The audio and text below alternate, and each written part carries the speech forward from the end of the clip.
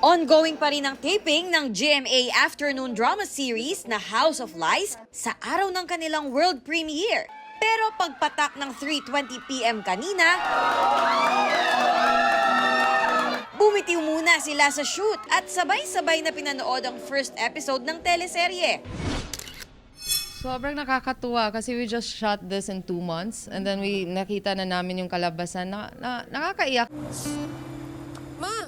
Umaatikabo agad ang pag-arte ni na Beauty Gonzalez na gumaganap bilang Marjorie Castillo at Snooki Serna na ina ni Beauty sa series.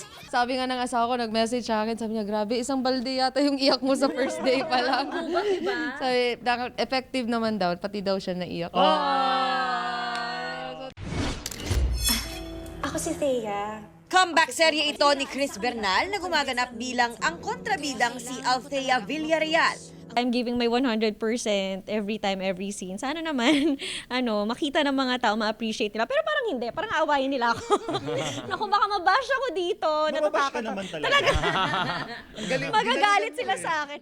Kwento ni Martin Del Rosario na internalize nilang maigi ang kanilang roles. Aralin mo yung character. Buti na lang, di ba, meron na tayo si Coach Carla nandyan. May acting coach kami. Oo. And of course, with the guidance of Direct Jerry. Randall, kilala mo siya? Huwag daw bibitiw dahil araw-araw ang pasabog sa House of Lies. Makikita nila kami third day and kailangan nila abangan yun yung paglabas ni Paolo pati ni Edward Torrecampo.